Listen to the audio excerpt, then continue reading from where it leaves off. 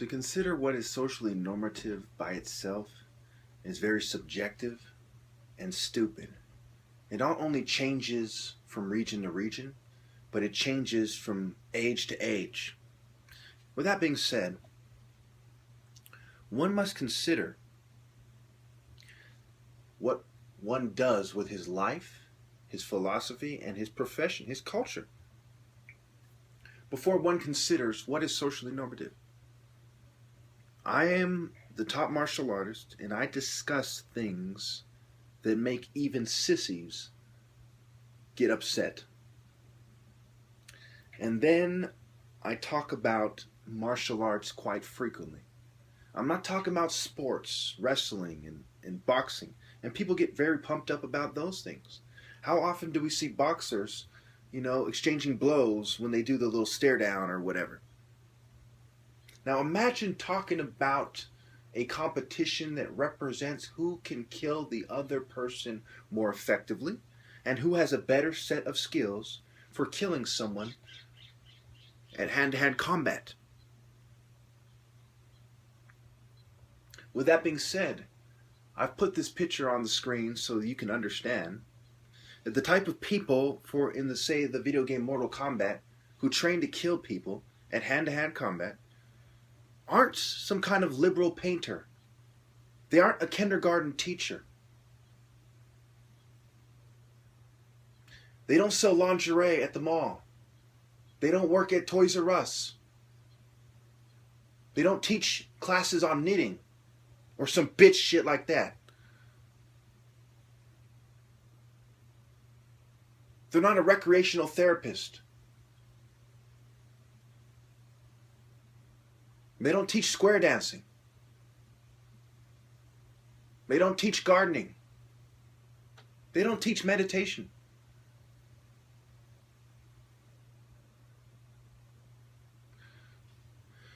So once you consider that, it is absolutely insane, absolutely delusional to expect someone like me, who is being harassed and gang stalked and has 10 witnesses, 10. I just got done talking to a medical professional, an older gentleman with a medical degree, ironically a veteran, who said that it is insane for them to assume that I am schizophrenic. Insane. And I'll put that in the screenshot if I remember, on the screen.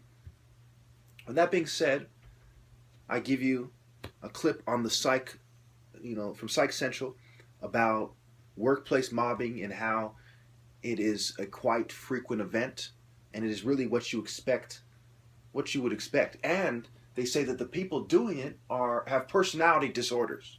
Okay, they're emotionally unstable. Are the people who start these things? Like, hey, you want to go give this person a hard time? I mean, that pretty much goes without saying. I mean, what kind of a petty control freak ninny weakling with agoraphobia or some kind of inability to tolerate fucking other people, is going to say, hey, let's go give this person a hard time?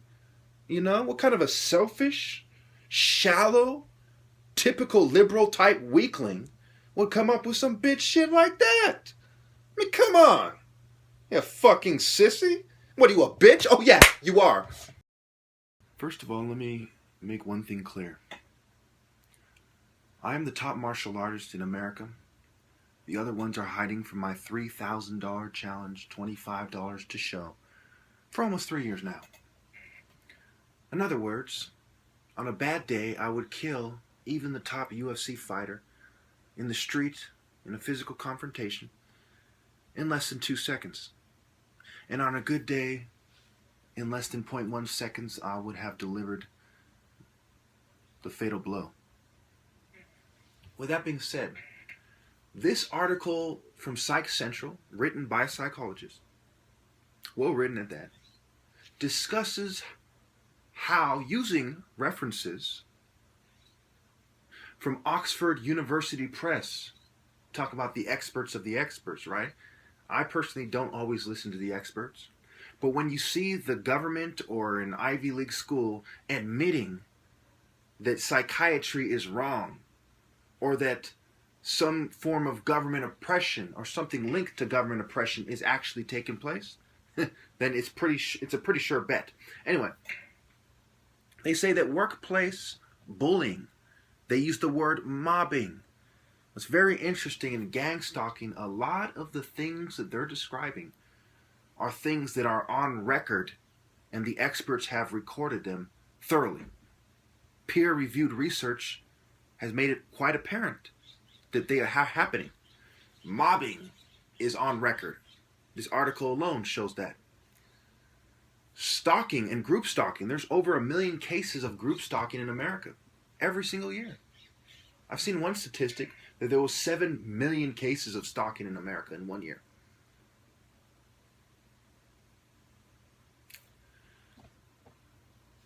Cyberbullying, trolling, which is also well recorded, is something that they refer to as well.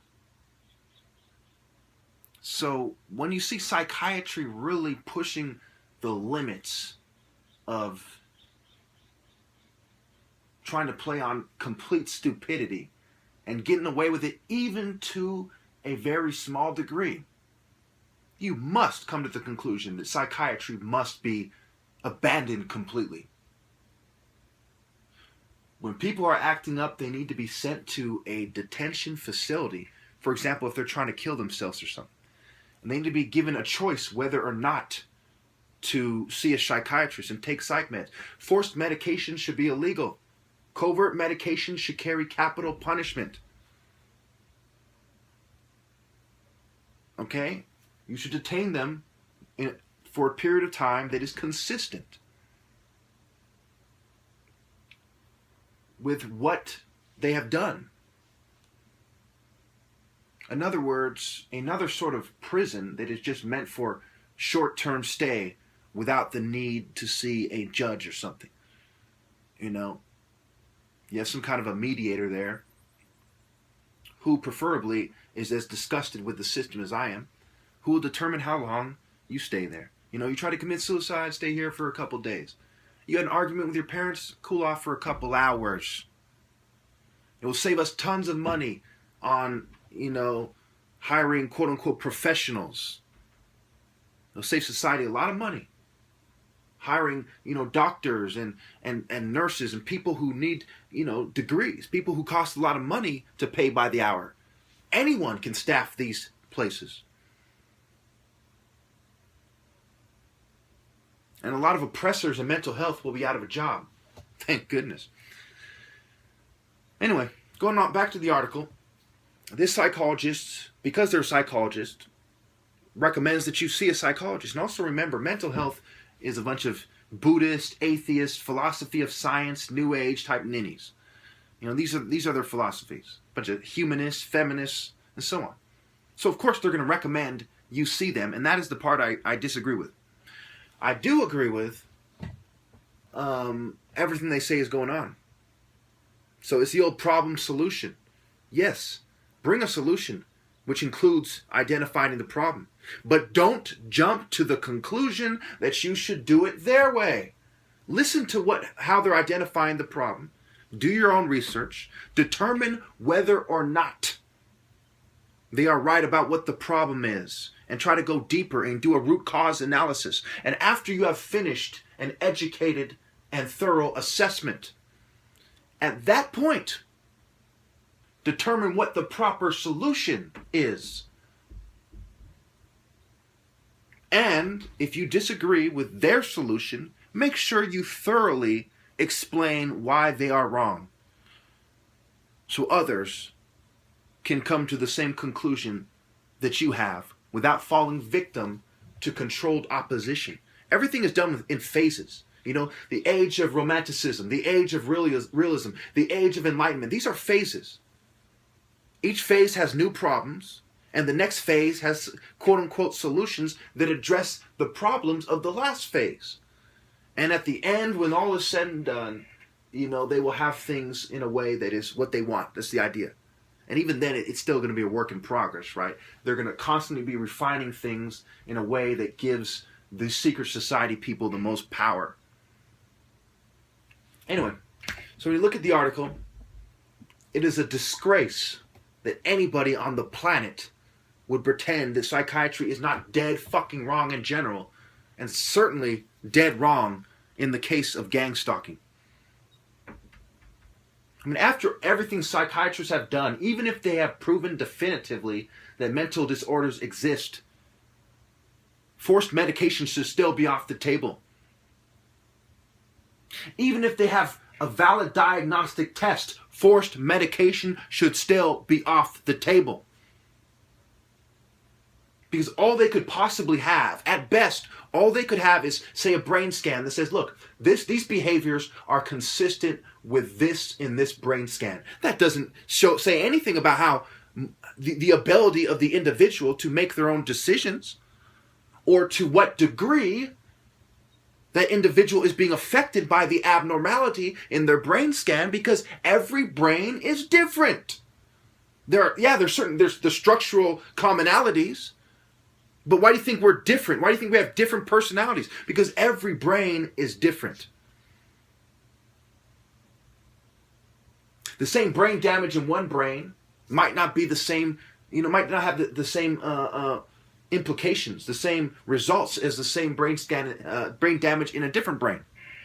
So therefore, even if they have what they absolutely do not have, which is definitive proof of a connection between a chemical imbalance and behaviors or symptoms, they still should not have protocols that make it so that you must take their drugs. That is an outrage. Especially when you consider their abhorrent history of lies, fabrications, kickbacks, off-label marketing, child abuse, sexual abuse, and so on. I mean, my goodness. My goodness. It's like giving the Nazi party fucking, a blank check and saying you can do whatever you want. Whenever people behave a certain way, they're going to go right to you and you can do whatever you want with them. I trust the Nazi party more than I trust psychiatrists. And I'm not just saying that. I absolutely trust them more than I trust psychiatrists. They don't have the long history that psychiatry does. They haven't been doing this shit for hundreds of fucking years as some of the most oppressive scum on the planet. Psychiatrists have.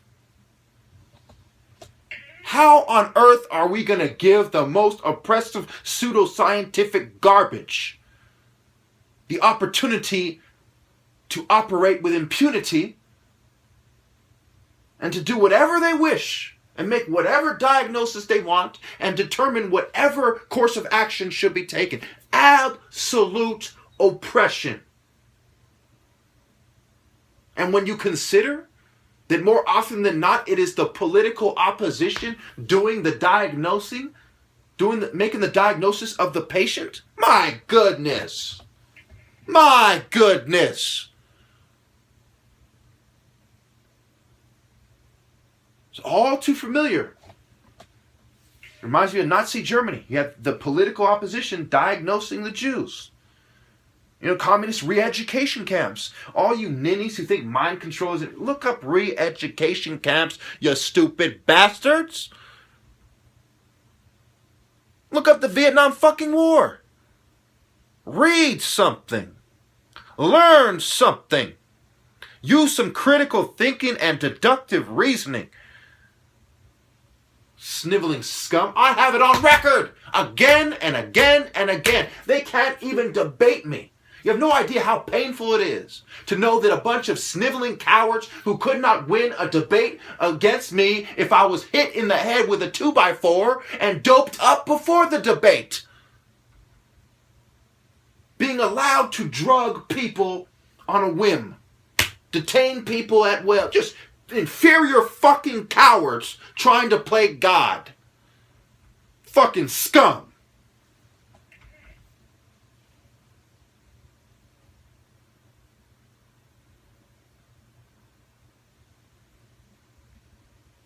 Read it and weep, you pieces of shit. People come together in America to sabotage people for little bitch shit like them not wanting you to be at work. Imagine if you are a major political opposition figure, uncontrolled opposition figure with 4,000 fucking videos and a top martial artist challenge that has everyone hiding like a little old bitch, making excuses, hide behind government trolls like a hoe, like a bitch.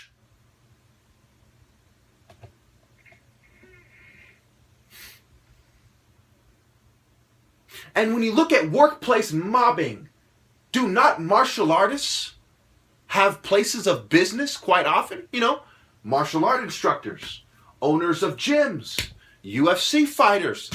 Is that not what they do for a living quite often? Many of them? A good percentage of them? So is this not textbook harassment by pussies I would fucking kill? For the same reason they hide. They know deep in their hearts and their souls I would fucking murder them. And every day I fucking pray on my knees that they try a motherfucker so I can cut open their throat, reach my hand through it, and rip out their fucking hearts.